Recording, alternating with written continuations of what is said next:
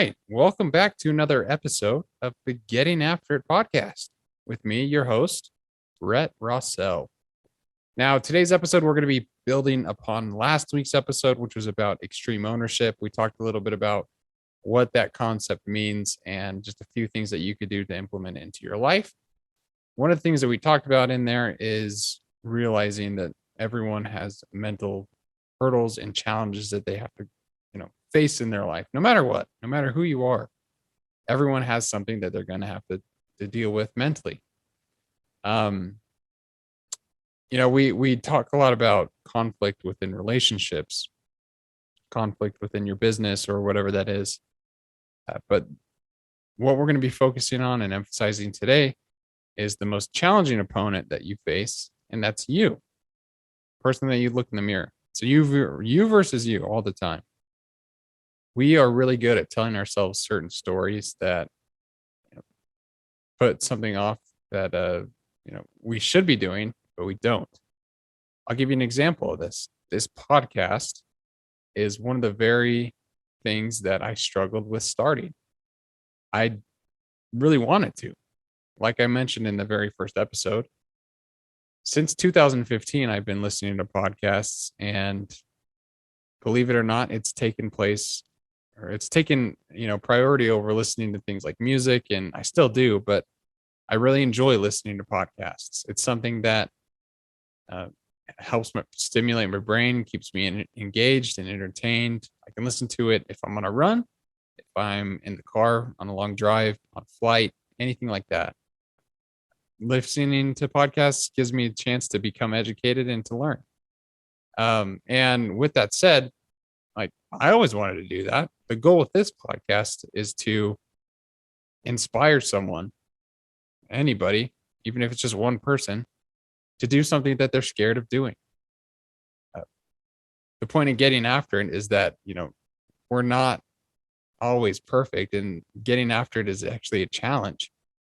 It's something that you have to tell yourself and push yourself beyond your boundaries or what you're comfortable with doing. And that's important to me. So going back to the podcast and why I had a hard time starting it, the main idea was, who am I to tell people to go pursue their passions? I'm a 24-year-old kid. What have I accomplished in my life? These are some of the stories that I was telling myself. No one's going to listen to this. Okay, great. I might get some hate comments. People are going to judge me.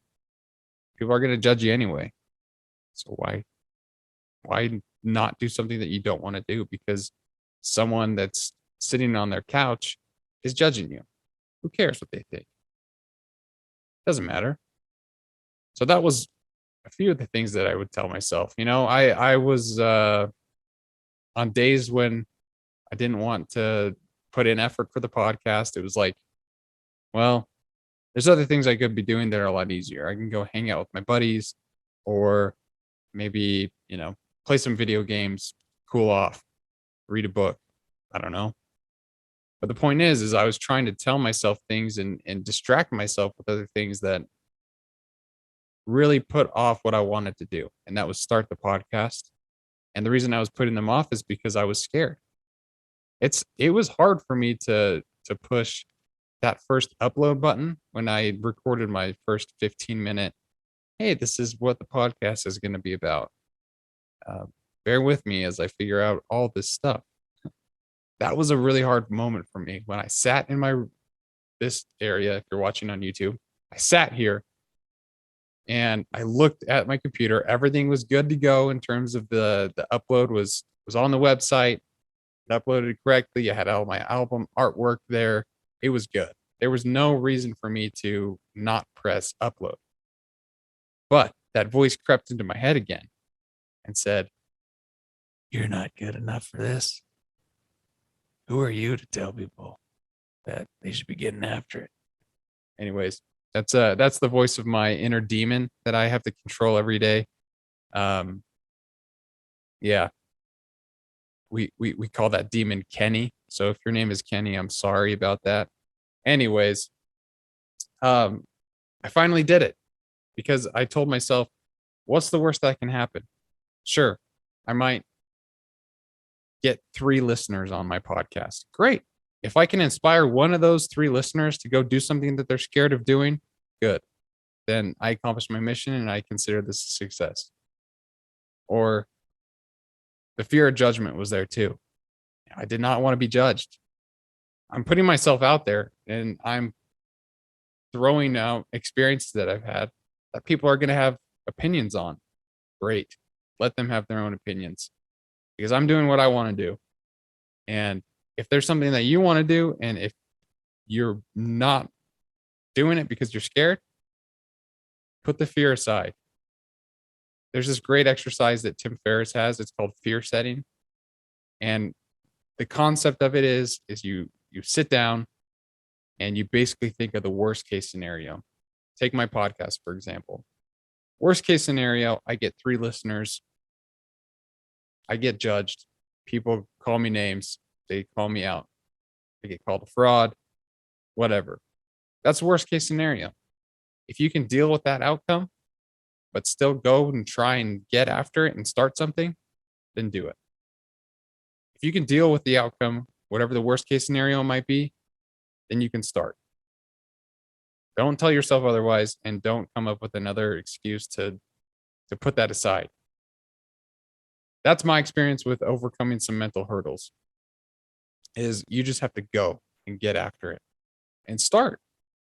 And know that if you fail, that's okay. Because your self-worth is in you and it's not in things that you're pursuing.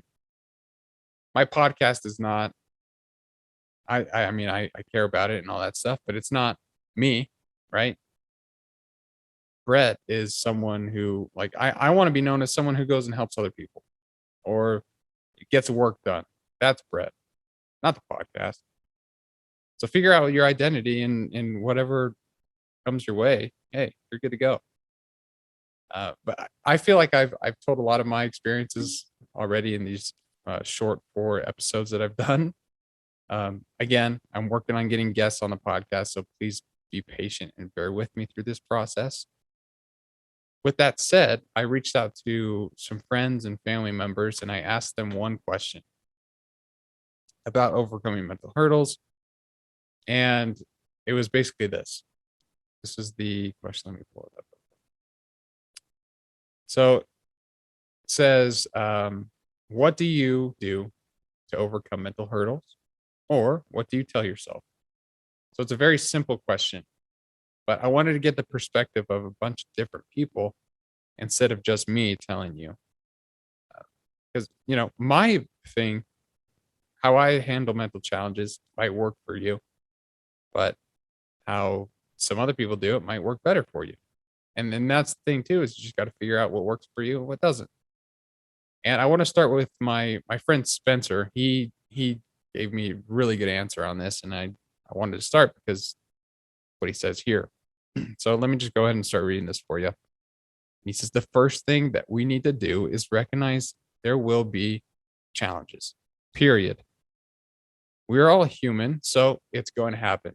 Just by being aware that there will be mental hurdles in the future already prepares us to take them on more efficiently because we are over the surprise factor. I'm just going to pause here for a second because I believe that that is true. If you tell yourself, okay, this is going to be a journey, this is a campaign, this is not a overnight thing. I'm going to run into challenges, I'm going to run into successes. You tell yourself these things, then you've already got to step up in terms of being in front of other people. So keep that in mind. So going back to Spencer, when it comes, we expect it. Another thing that helped me a lot is being consistent. Training threshold is about 75 to 95% of our best. And I think here, let me give you some context on Spencer real quick.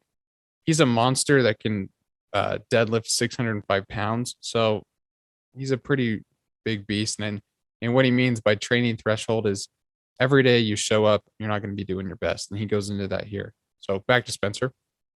We can't replicate a PR max every single day.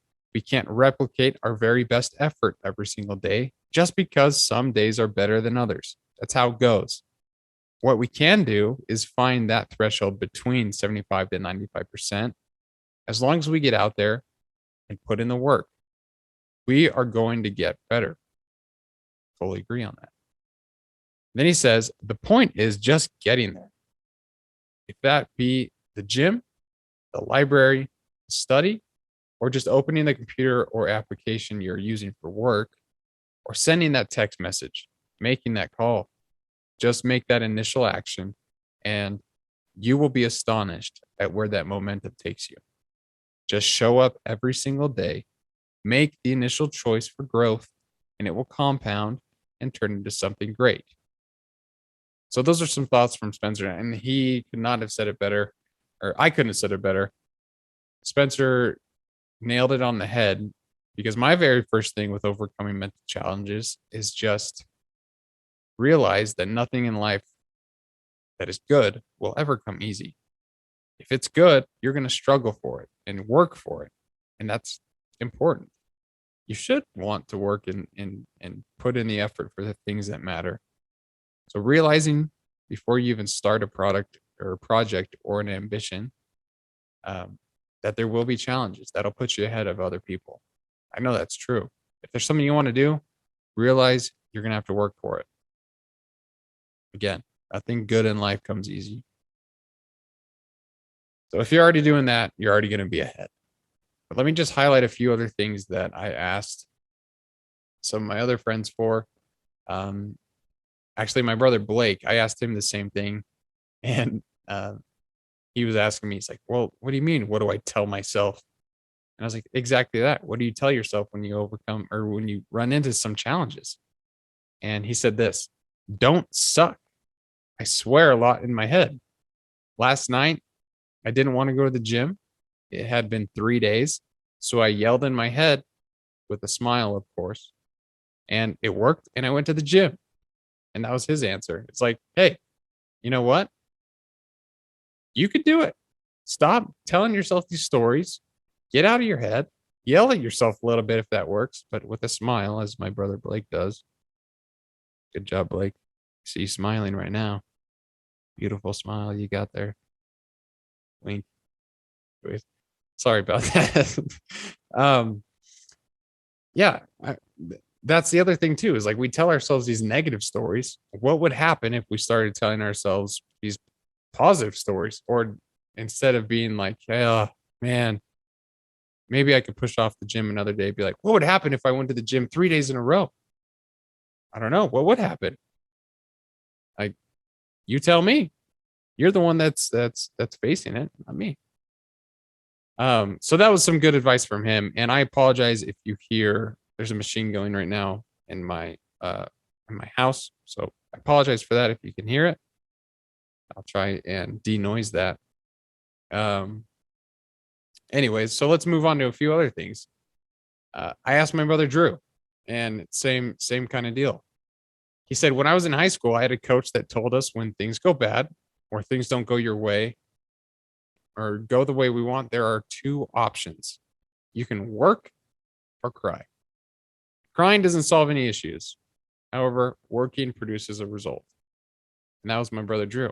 And that stuck with him. I had that same coach, and she harped on that with us. And I'm so glad that she did, because what she taught us is that there's more value in work and there's more value in putting in effort than there is in complaining and trying to find things that are wrong in society. And you don't have to go too far from social media than looking at all these people who apparently have the worst lives in the entire world as they're typing it on a phone, right? Or like a piece of technology that half the world doesn't have access to. Like, man, my Starbucks coffee was a little bit cold today. Come on, don't cry. Just get it done. Even though that was a really bad example, but you know what I'm saying. We have it pretty good, and we can always work harder and make our lives better. So that was just a couple of things that they did. Another thing that I do personally is I take a page out of Jocko's book on this, and he talks about the importance of detaching from your situation. And what detaching is literally, he says, stand up take a step back and look at the situation from an outside perspective. In his book, Extreme Ownership, he talks about how people would get something called target fixation, which they would focus too much on the problem at hand or the target at hand, quite literally, because they were talking about guns and looking down your sights. And they would get so focused on the target that they wouldn't be able to see beyond, right? Because they're trying to hit it. And he'd say, sometimes take a step back, look around, make a call, and take some action. But you can apply this to your life in a lot of different ways. And I think this is a really important thing to do, that my friend Logan actually has a good plan on this. I asked him the same question, and he says I'm a big believer in breaks and setting little deadlines for myself. For example, I'm going to take a walk after I do this thing, or I'm going to do all the dishes by 3 p.m. And after that, reward yourself. So that's Logan. And his form of detaching is I'm going to take a walk after I do this, right?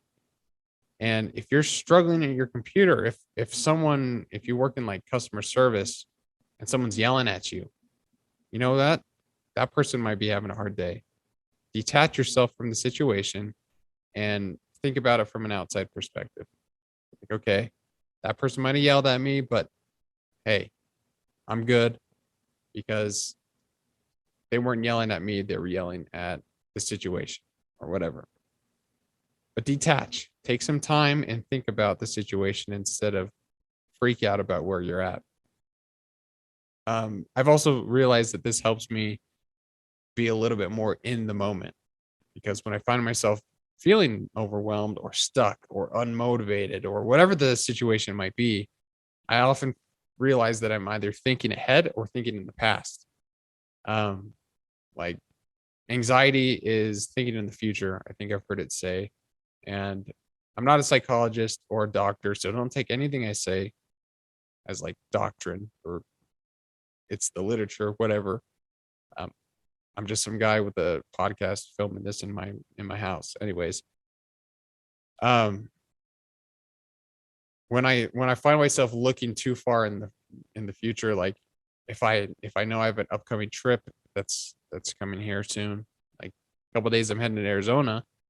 I want to make sure I have everything lined up at work, so when I leave in Arizona, I can kind of relax, enjoy my time with my family. But that leads me to think a lot more in like the future. Like, okay, I gotta get this done before I leave. I gotta go pick up the dry cleaning or get some groceries. I don't know, whatever I have to do. I need to spray the 10 black widows I found by my apartment door so I don't come back to a swarm of Halloween surprises. And no, thank you. Anyways, all these different tasks. If I find myself in the like thinking too far ahead in the future, I have to step back and realize that it's gonna be all right. Same thing with the past. Like if it happened in the past, it's already done. So why are you worrying about it now? Let it go. That's one of the biggest superpowers you can learn to develop is we all make mistakes in our lives, no matter who you are. Everyone's going to make mistakes because we are human. And if you can learn to let those go and learn from those mistakes instead of being like, little poopy pants attitude going on here, like feeling sorry for myself. If you can let that go and learn from it instead, you'll be so much better. Be so far ahead of everyone else because you'll understand that we all fail and those failings are an education and not an hindrance to us. So take time to step back. And Jocko says it best. I'm sorry, I think I've brought him up every single podcast, but the guy knows what he's talking about. And he says, one of the key qualities a leader must possess is the ability to detach from chaos, mayhem, and emotions in a situation and make good, clear decisions based on what is actually happening. And that's a really good point too, is you have to realize when you're making emotional decisions and then when you're making decisions based on fact. So, example, you're in bed The alarm goes off at 6 a.m. and your emotional state is saying, I'm tired. Man, I don't want to get up. I can't get up. This bed is comfortable. Are you kidding me? I have these sheets flown in from Italy that are 1,000 thread count. Why would I want to get up? Then you have to realize if I don't get up, here's where the factual thinking comes in. If I don't get up now, I'm going to be so groggy the rest of the day. I'm going to feel like I'm not ahead of the game. I got to get up and get my day started. And boom, you do that, start telling yourself a different story.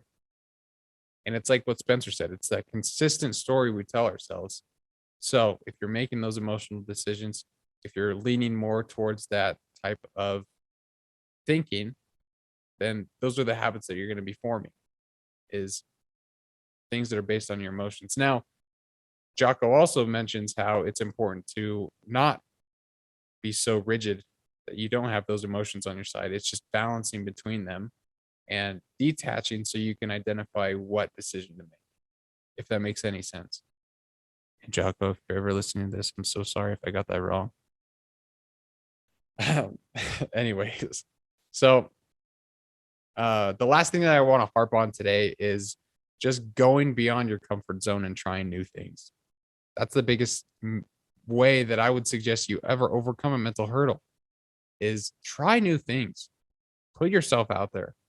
Start a podcast, start a YouTube channel, start a business if that's what you want. If you're really good at crocheting baby beanies and that's your passion, then do it. What's holding you back? Think about the things that could potentially be a hindrance. If you can handle them, if the worst case scenario is doable, then do it. Why are you waiting? You should.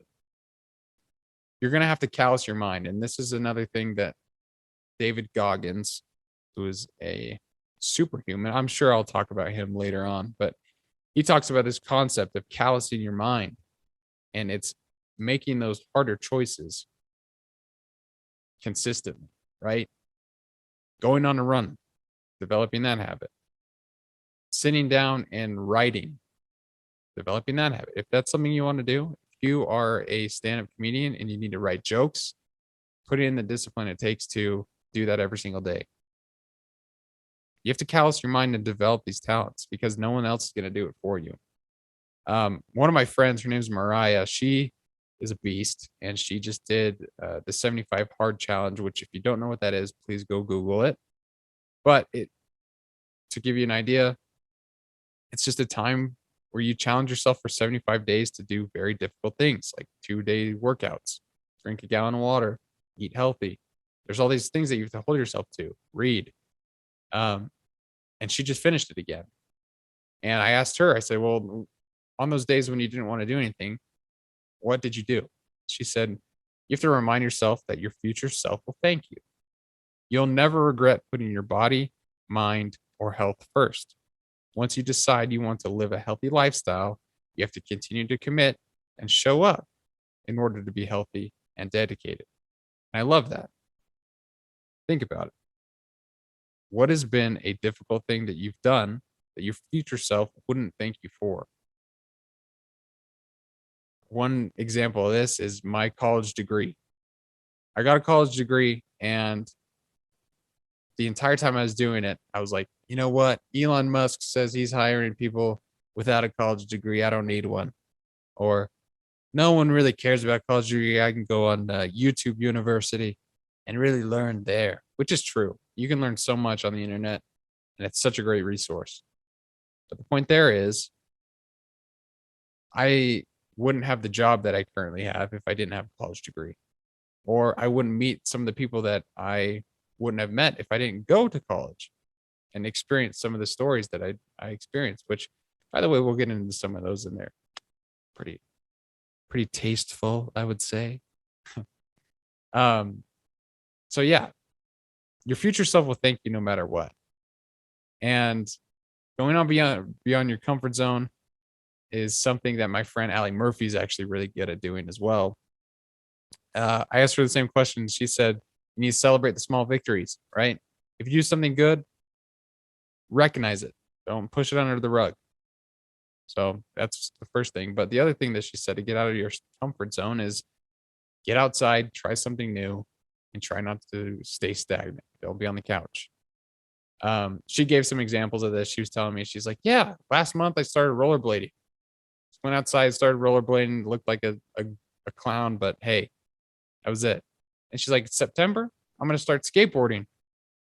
That's freaking awesome. You do you. But her point there was like, get outside, try something new, get exposed to the sun. You know, we're inside all the time. And so getting out in the sun might be enough to help you overcome a mental hurdle. If you're struggling, maybe you need a little time in nature, my friend. It's important. And this is actually something Allie is a very strong person and someone who I admire to the 10th degree or whatever the phrase is there. But she said this: find someone you know and trust. And when you start thinking negatively, pretend you're telling that person and visualize what they would say to you. So put your trust in people who know you best. And to give an example of what she means here, my mom is one of the people that I look to. Both my parents are actually. My mom and my dad, I consider some of my best friends. They've taught me so much in my life. And to Allie's point, if I went to them and said, man, mom, I don't know if I want to start this podcast because someone's going to get out there and they're going to comment on my podcast. You don't know what you're talking about. Who are you to tell me what to do? Then my mom would be like, who cares what they think? I still care about you. I know that you can do great things. So who cares what that person on the couch said? And I love that point from Allie is like, just imagine that. What would someone you love and trust who's known you your entire life tell you to do at this point in your life? And yeah, I mean that's the other overall thing is everyone has a way that they do things differently. My friend Eric Smith, he says, for me, I remember that life is made up of a million moments in time. That being said, in my opinion, there's two great things about moments. One, they're short lived. Two, they're significant because they often impact the next moment based on your reaction or lack thereof. Eric then says, I'm able to overcome mental hurdles by not being in the moment, but putting myself in the next and in the next and in the next. What you do in the moment or how you think in the moment absolutely has ripples. You get to control the ripples in your life. And I know earlier I mentioned like anxiety is thinking in the future, but I think Eric's point here is very important as well, is visualizing what your next is going to be, right? I have a vision for this podcast where I want it to go.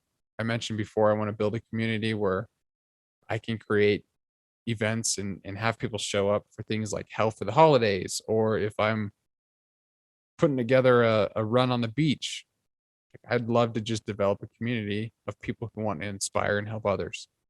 That's my vision for the podcast. You have to think in the future for that kind of thing. And that's what I believe Eric is saying here as well. One last thing one last piece of advice from another person that's not Brett, is my mom. I asked her for the same thing, same way that she overcomes hurdles. And if you're not religious, that's fine. You don't have to be. She said this: I pray for help and try to push forward. It works for me, but it probably doesn't work for everybody. So that's probably true.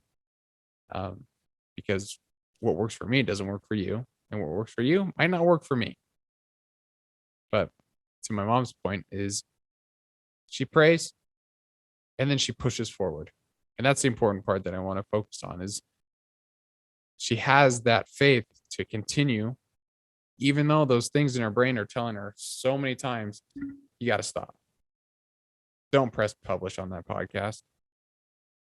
But my mom is able to say, hey, screw you, stupid Kenny in my brain. I don't want you in there. I'm pressing upload. She does it. This lady's run a business for 5 years. I'm trying to get her on the podcast, but we had some technical difficulties where I couldn't. She's a beast. Go check out snugblankets.com. Not a sponsor, but totally could be if you wanted to, mom. Hit me up. Anyways, yeah, guys, we're all going to experience mental hurdles in our life. No matter what you are doing, who you are, where you're at, how much money you have, how much little you have, you're going to experience a mental challenge no matter what. And that's okay. You need to realize that that's okay because we're human. We're expected to. The point is, what are you going to do in those moments? Are you going to give up? Or are you going to do what Drew and I's coach said? You're going to work or cry. You got two choices. And for me, one is much more beneficial than the other. I'd rather work and see something go through. And if I fail, I fail. But at least I did it. Because if you go throughout your entire life and there's things you wanted to do, but you never did it because you're scared, I'd be a lot more scared of being on my deathbed and saying, man, I could have started a podcast that could have inspired one person. And that one person could have gone on to do something extraordinary, but they just needed to hear me talk. But I didn't want to do it because I was scared. That to me is a more scary thought than having some clown on the couch comment on my podcast. You don't know what you're talking about. If that's what it takes, if I have to deal with some of those comments, but there's one person that's out there getting after it, I did my job. And that's what I consider a success. So again, one of my biggest I guess messages for this podcast overall is you need to be patient with yourself. No matter what you're doing, just pause and realize that you're human. You're going to run into these obstacles. And when they come, figure out what works for you to overcome them because you can.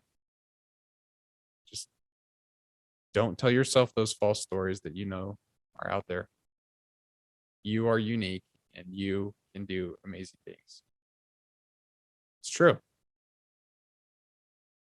And with that, I'll let you go. But thank you so much for listening to this podcast. I want to shout out to all my sponsors who so far are zero. Actually, if you're watching this, here's a picture of me on a skateboard deck in the shape of a corn.